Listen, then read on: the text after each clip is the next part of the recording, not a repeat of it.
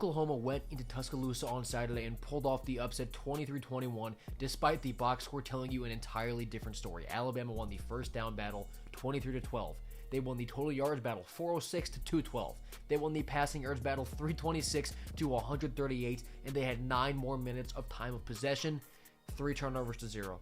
That decided the game. I thought Oklahoma offensively in this game was going to be able to run it, and that really wasn't the case at all. They carried the ball 28 times for just 74 yards, 2.6 yards per carry, and Xavier Robinson was their leading rusher with just 34 yards, and no receiver for the Sooners broke 36. But their defense, despite missing R. Mason Thomas, put up 4 sacks and 5 TFLs. So I was afraid that missing out on Thomas was going to really hurt the defensive unit, and it didn't, because they had those stats, they had those havoc stats, and they forced the 3 turnovers. Ty Simpson's numbers were fine. He threw for 326 and a touchdown, but that pick was an 80-plus yard pick 6, and he had a fumble.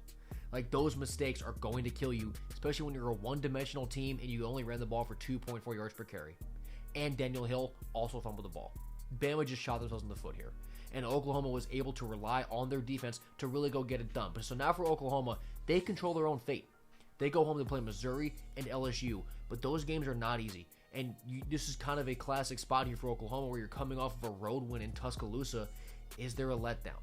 Is there a little bit of an exhale before you have to play a Missouri team who has a great defense, Ahmad Hardy, who just ran for 300 yards, and maybe getting Beau Pribula back?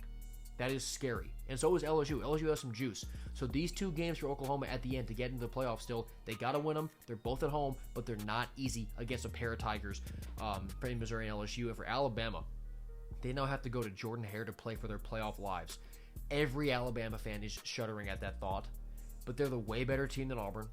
Oh, you have to get out of your own way if you're Bama, right? Because in the Oklahoma game, you were in your way. That's why you lost.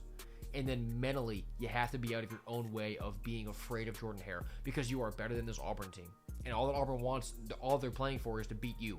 So you just have to take care of business, and Bama should be in the playoff as well. But a very consequential upset by Oklahoma over Alabama this weekend.